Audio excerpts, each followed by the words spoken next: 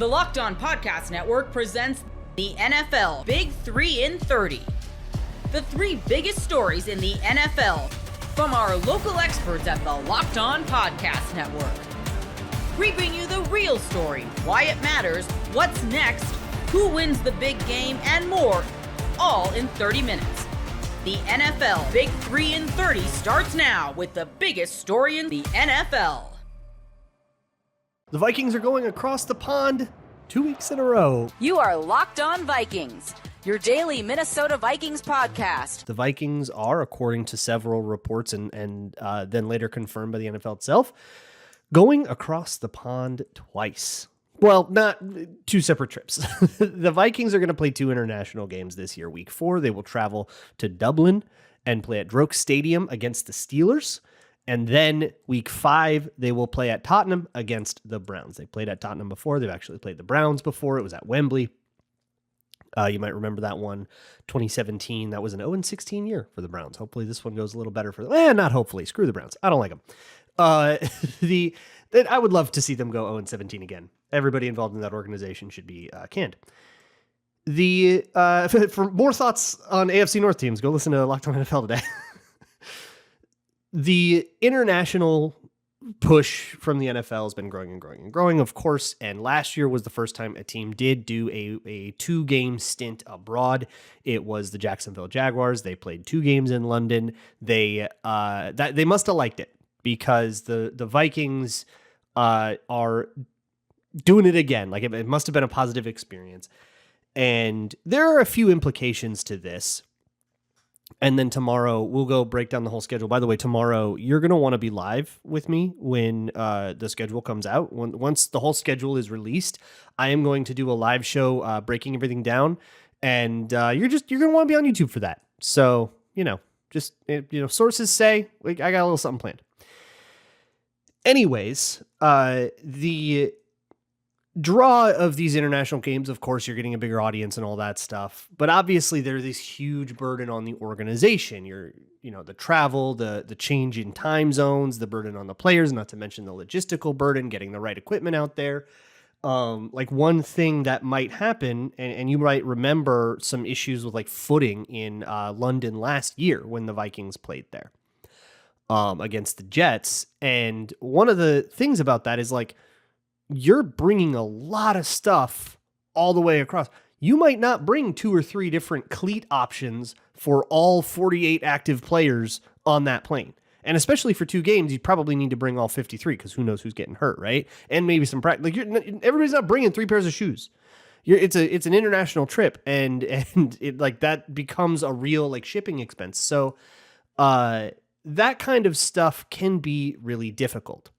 Here's my take on this. I was asked on Locked On NFL. We actually talked about it a little bit. Like, well, did the NFL screw the Vikings? And I think that's a weird take on it. Tyler was the only place where I heard that. But if anybody else is thinking that, my idea is that the Vikings are almost certainly enthusiastic participants here. I don't think they're getting saddled with this. I think they love it. As an organization, they love it. As a business, they love it because they have been trying to get into that London market since 2013 when they first went abroad. But it's been a concerted effort. And with the Kevin O'Connell version of the Vikings, the Kwesi Kevin O'Connell version of the Vikings, they have been abroad all 2 out of the 3 years, and this will be 3 out of 4 years now. So this is a natural evolution of that, but there are a couple of the disadvantages are obvious, right? Like international travel is difficult, but the Steelers and Browns are also dealing with that challenge. And so call it an equalizer, like the weather is, right? Everybody's dealing with a challenge, and if one team deals with it differently, it'll impact the game. But there's a couple things that work really well in the Vikings' favor here. One, both of these were scheduled road games. And O'Connell actually compared it to, for me, it's just, oh, cool, you're not losing home games, right? But O'Connell even took it a step further when he talked about it when he talked about this news. I think it was on the Rich Eisen show, that like Heinz Field is a tough place to play. And so is the Dog Pound, even if the Browns are good or not at a given time. Like that crowd gets into it. And those are 2 very hostile environments for a young quarterback to have to go deal with early in his first season starting that are now more neutral, maybe even Vikings favored environments. I would be pretty surprised if if Vikings fans outnumbered Steelers fans. Steelers fans, like, very famously are the best traveling fan base probably in the league, like, forever. Like, their terrible towels are everywhere. But I think the game in Tottenham, I guess it depends on how the Brown season is going, but if the Brown season goes poorly, like it looks like it's going to start poorly, you might not see a lot of enthusiasm there, and it might be a little bit more of a purple audience. When I was in the stands in London in 2022 against the Saints, that was about 50-50. And I mean, I've been to a lot of Vikings road games, and so from my own anecdotal experience, it ebbs and flows kind of depending on how exciting the other team is, right? It's like it feels pretty lonely in like Lambeau Field in week 2 of 2018 when they've got Aaron Rodgers and Super Bowl aspirations. Not so much when you're going to Jacksonville last year. That was a pretty purple place. But either way, if there can be just enough Vikings noise to sort of take the edge off of it, that can be a big thing. But also, it's just like these were road trips anyways, and the Vikings preserve all 8 of their home games, which we'll find out what they are. You might even be finding out what they are while you listen to this show, in which case, please go to the live stream and finish this one later. The other advantage is that with a full 2 weeks in the UK, that second game, the Vikings will just be more adjusted than the Browns, and that should serve as some kind of an advantage. And then they can get home and do their bye after that, so they can readjust. I think from like a sleep angle, that's much easier than what they did a couple years ago, where they played against the Saints and then came home and didn't even have a bye. They played the Bears the very next day. That is a little bit more difficult. They did win that game, but that's more difficult, right? So they might have like a genuine advantage against the Browns there. And I think if anybody's getting screwed here, it's Cleveland. Because Cleveland, they say, yeah, we'll take our Vikings game abroad, and the NFL comes back and tells them, all right, cool, they're going to already have been there a week. Good luck. That kind of sucks. But it's Cleveland, and they deserve that. It is kind of funny that J.J. McCarthy is the most certain thing at quarterback that we will be seeing in any of those games, because Aaron Rodgers isn't still technically a Steeler yet, although I think that's been a done deal for some time if I'm reading those tea leaves right. And then with Cleveland, who knows who the quarterback's going to be? It could be Kirk Cousins. Like, it could be a guy not even on the roster. Kind of funny, but we'll go through the rest of the schedule. There's been some other rumors about like what game is what. I don't really play the game of piecing together, like which rumor came from which, somebody tweeted, source tells me, whatever. Everybody else can play that game. I think it's really funny to go through it like Nancy Drew the whole schedule, just for it to be announced by the league officially like 3 hours after you finish that. Like, I just watch Andor. Okay, just catch up on Andor tomorrow, and then by the time you're done, the schedule will be out. Or today, and then by the time you're done, the schedule will be out. But all in all, this is the Vikings bringing themselves to the forefront of the league's international movement. I know from my experience on this show that there are Vikings fans everywhere. During the draft streams, at least most recently, but I have seen, I've got like Skull from Brazil or something like that is a common question asker. I got people from the UK, people from Denmark, people from Australia, people from Japan and Singapore. So I don't know, sound off. Okay. If you're watching on YouTube and you want to leave a comment, or you just want to like shoot me an email at lockedonvikingspodcast@gmail.com or something from where you're at. I always get a kick out of hearing that there are people all over the world listening to Locked On Vikings. I think that's the coolest thing in the world. So thank you all. Hashtag everydayers from wherever you are, and may the Vikings come to your neck of the woods someday. There's not much else to say about this. It's cool that they're going international twice. I think I'm gonna try to get to both of them, so I might be crossing the pond myself. We'll see if everything works out the way I want it to there. That can never be guaranteed till it's booked, right? But I am excited for it, and I think it works out for some ways in the Vikings, doesn't work out for some ways in the Vikings, and ultimately these games will come down to who plays better football, which it always does. There's nothing like the energy of a live game. Whether it's catching a last-minute Major League Baseball showdown or soaking up the excitement of an NBA matchup, finding great seats at a great price, though, that used to be a challenge until I found Gametime. With last-minute deals, all-in pricing, and the lowest price guarantee, Gametime takes the guesswork out of buying tickets. Plus, ticket prices actually drop as the beginning of the game gets closer, so you can score amazing seats at a great price. Take the guesswork out of buying tickets with Gametime. Download the Gametime app, create an account, and use code LOCKEDON for $20 off your first purchase. Terms apply. Again, create an account and redeem code LOCKEDON for $20 off. Download Gametime today. What time is it? Gametime.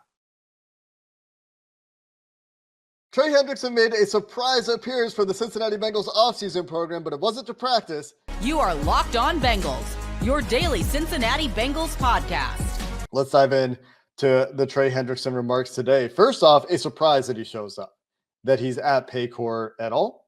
He walks out to practice in a polo shirt and some pants, obviously not participating in the practice, and then decides, or the team decides, I think more likely, that he's going to talk to the media on the field, on the practice field, which from an observer perspective who wasn't there today was a wild sequence of events.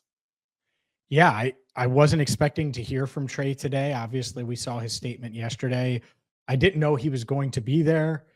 And then I saw him walking out, and I just taken video of Joe Burrow, and I'm like, all right, well, this is the first practice Joe Burrow's been at for media because of the gala last week, the regatta gala. Oh, wait, what was it?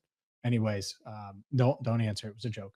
So I think it's a Friends reference, by the way. Not many of our listeners or viewers will get it. But I don't even get it. Yeah, a regatta gala. Anyways, Trey Hendrickson probably won't get it either. And Trey Hendrickson doesn't think that the Bengals get it. And clearly that's why he's here, he's frustrated and really frustrated. I think that part of it's the narrative element of it, a big part of it, wanted to clear the air, as you said, wanted to make things about as clear as possible. And we can dissect all of that. But before we do, yeah, it was a huge surprise that he showed up. And I think what Trey is doing now is he's searching for answers, trying to get answers. And whether you watch the video, and I posted it on social, it's literally 24 minutes. And I do think there's a lot of good information there.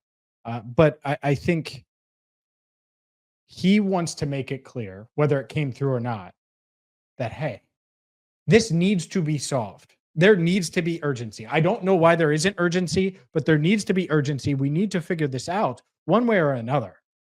And I think that's my main highest level takeaway before we get into quotes and different things that he said. Trey Hendrickson wants this resolved because it's not just that he's not happy with his current contract, because you could say that back to back to back years, really. I think he's at another level here where he's going to just miss and skip and be willing to do that. He didn't want the narratives about first round pick and all of these things to be floating out there for months. And so now this chapter may be closed. We might not be hearing a lot. Maybe we will. Maybe we'll hear from Trey Hendrickson next week, but we might not hear from Trey Hendrickson again until something is done. And I think that's what's interesting now is, do the Bengals give a damn? What's their plan? But I think Trey is really got some urgency here to get something done at some point, whether it's a trade or a signing. Looking for communication, right? And what could that communication be other than a contract offer or openness to negotiations, where from the Bengals' perspective, perhaps they feel they've made their last and best. Maybe not. Maybe there's room there. Maybe they can still talk it out. Maybe it's a tactic. Maybe they want him to feel that urgency and that pressure and feel impatient. And he said himself that he's trying to work on his patience. Sorry, you wanted to jump in there, I think. Yeah, I just don't think they've even said, hey, this is our last and best. From a communication standpoint. Like, I'm sure that, they've made him an offer at one point this offseason. Mm-hmm. But I don't think that came with, all right, well, this is final offer, take it or leave it type scenario. Just throwing that out there. I don't know, but it's certainly possible that they haven't, but perhaps their actions are telling you that it's very likely the last and best. Maybe not. maybe it's not very likely that it's last and best. Maybe they are waiting and will come back with some other offer. But to your point, Trey Hendrickson would like this to be done sooner than later. He is taking it aggressively to the media to try to light a fire under the team, to try to inspire action in a way that I don't think there are any other public negotiations in the NFL that are at this degree of public negotiating at this point, where I think that speaks to Trey's position and what he's trying to get from the team, and the team's position, which is not really engaging with Trey Hendrickson in a meaningful way, or a way that feels to the player to be a meaningful way. And Trey talked a lot about this. And I do encourage you, I will take this moment to encourage you to go watch the full video, because I think we're going to talk about it here, and you're going to see tons of quotes on social media if you're on social media. And I saw all the quotes on social media as it was happening. And then I went and watched the video myself personally, and I came away with different thoughts than I had when I had just read the quotes. So when you're listening to us talk about it and trying to distill it into the big takeaways for you, you might want to go just check it out yourself, because you might come away with a little bit more context if you hear it in its completion, independently of hearing us talk about it. And it's on the YouTube channel, Cincinnati Bengals Talk is the easiest way to do that. I think that the other element here, and I think we go back to like January, whenever we started to really look at the offseason and bring it in full focus. Did we think this negotiation was going to be pretty? Like, did anyone think that it would just get done? Like, I think there are a lot of people that wondered about T and Jamar and how long that would go. And it got done early enough that it was like, oh, well, surely they'll just get Trey done now. And I just think this was inevitable. It was inevitable because the Bengals are always late to the game. It's why Jamar didn't get paid last year, which impacts this year. It's why T, I don't think they were planning on paying T 8 months ago. I'm not sure anyone would admit that, but I think that's pretty fair. And so they do that, and then it's like, oh, well, yeah, Trey, we'll revisit it if you produce well, and we can get more into that. But I don't think there are many scenarios, especially after the defensive end market had shifted this offseason, and it's gone bananas compared to where it was just a few months ago. I think from a Bengals perspective, right? Other teams probably wouldn't flinch at paying Trey or signing to the contract that he's looking for from a year's perspective, but the Bengals clearly are. And are they willing to get closer? The NBA playoffs roll on, and FanDuel is giving new customers an incredible way to get in on the action right now. When you join FanDuel and place your first $5 bet, you'll get $250 in bonus bets if your first bet wins. FanDuel makes betting easy, whether it's picking your favorite team or diving into player props. From three-pointers to steals to assists, there's so many ways to bet your favorite player props. Plus, after the game tips off, you can even combine live prop bets into a same-game parlay for a chance to win big. You can lay a little something in celebration of the Celtics' downfall, if you would be so inclined. Of course, not celebrating Jason Tatum's injury. That's horrible, and you feel terrible for him. FanDuel has Boston favored by 4.5 points over the Knicks, but without Tatum, things could look a little different than the spread indicates. Don't miss out. Head to FanDuel.com and claim your $250 in bonus bets today.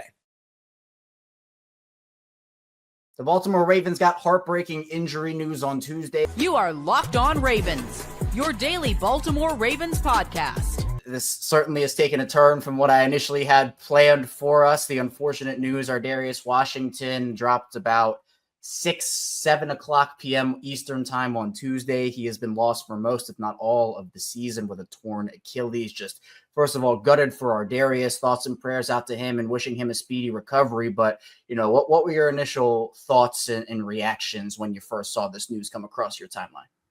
Man, that guy can't catch a break. I mean, that's just my first thought. I mean, he finally got healthy, had a decent enough season where he was getting some consideration for some money, had a good chance to have a breakout season in the contract year, and then this happened. So it's very unfortunate for him. I Prayers out to him. Hopefully he's able to recover enough where he can get a solid contract with the Ravens or another organization when his contract expires. But yeah, his likelihood for the season is definitely in doubt due to the injury so close to training camp. And my second thought was, what are the Ravens going to do now? I mean, I was so high on Malachi Starks, and the reason for that being that they can go back to being this 3-safety defense that has been so formidable the past few years. Now they have to look elsewhere, perhaps, or maybe internally for options to get ready for the upcoming season. Yeah, and just a couple of points here just on an Achilles injury. Obviously, modern medicine has advanced recoveries in a lot of different ways. This is still probably the very best, a 6 to 9 month recovery for Ardarius, maybe 9 to 12 months. And we don't know, again, there hasn't really been a lot of information put out about this, at least at the time we're recording this episode. We don't know if it was a partial tear, was this a full ligament tear? So obviously that will vary in terms of the timeline that he might have. I know a lot of people are pointing towards Cam Akers a couple of years ago, where he came back 5.5 months after his Achilles tear.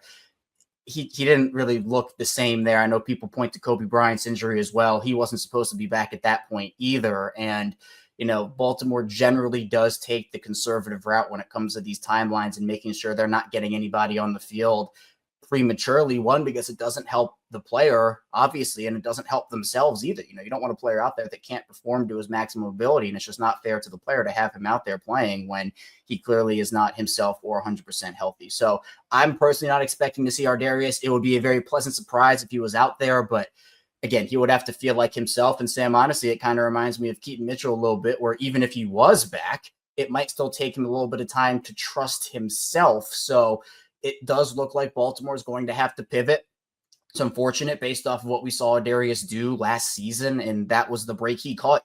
Injury-wise, it's been a struggle for him over the course of his career, but put it together was one of the key catalysts in turning that Baltimore defense around. And one of the things, and I'll ask you this question, Baltimore has a lot of clutch players on their team. To me, Ardarius felt like the clutchest of them all down the stretch. That Russell Wilson forced fumble, the Texans hit on Joe Mixon. Did you feel like Ardarius was always in the right spot at the right time? Because it felt like he just, box score stats aside, I mean, that dude just did so much for that defense. Yeah, he was always ready to make a big play. I think that's what his main, attraction was for the roster. He's not the most athletic guy, not the tallest safety.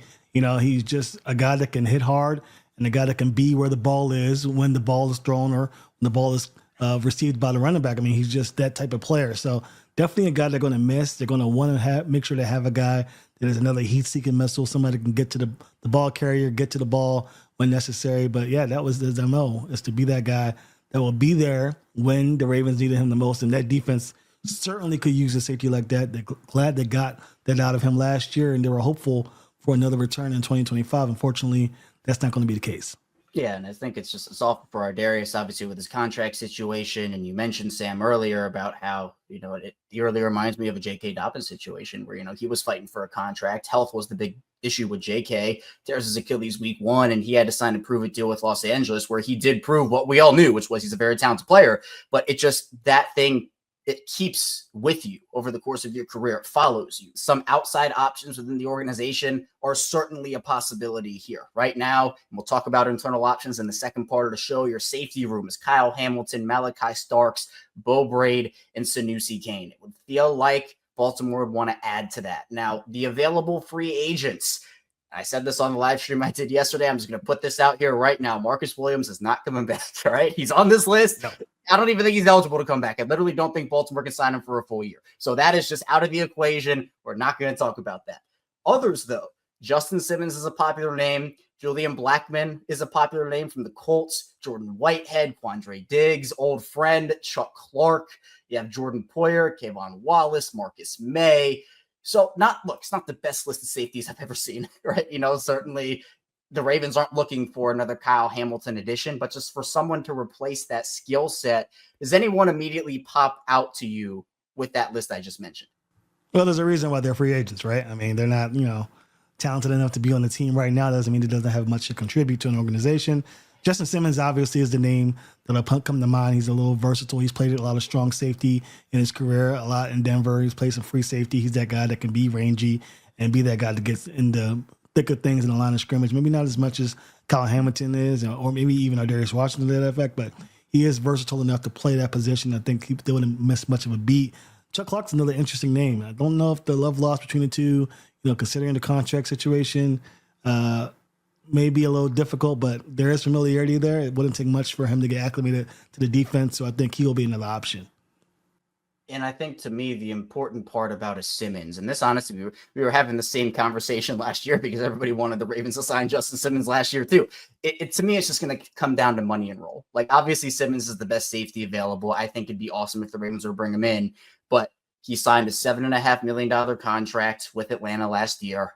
And if he wants a role in this Baltimore defense, where I think with Washington going down, there are certainly more snaps to be had. And I don't think, we're kind of not in the era, Sam, especially with this Ravens team, where if you are not a quote unquote starting safety or starting on the defense, it doesn't mean you're not going to get a high percentage of the snaps. Like there are still snaps to go around here, but if Simmons wants to be the guy in a defense still, which who knows, or if he wants more money than some of these other guys, that's probably not a fit. You mentioned his versatility. I probably wouldn't trust him in a single high role all the time, but, he can come down in the box. He can do a lot of good things for you. I know that Julian Blackmon is that other guy that a lot of people are talking about where he can play all over the place. And coming out of college, out of Utah, he was someone where he had the previous experience at corner, and obviously Ardarius, they were using him in the nickel as well as in the safety spot. Now he has experience all over the place. I think the Ravens will probably prioritize versatility, one, but they have to prioritize which safety is going to be the best fit to let Kyle Hamilton roam. You mentioned that right at the top, where you love that Malachi Starks pick. And even with Nicky Manwari and everything we were talking about, all these safeties, it was, hey, let's free up Kyle Hamilton. Let's get him back to that Swiss Army, that jack of all trades guy, like the Swiss Army knife type of player.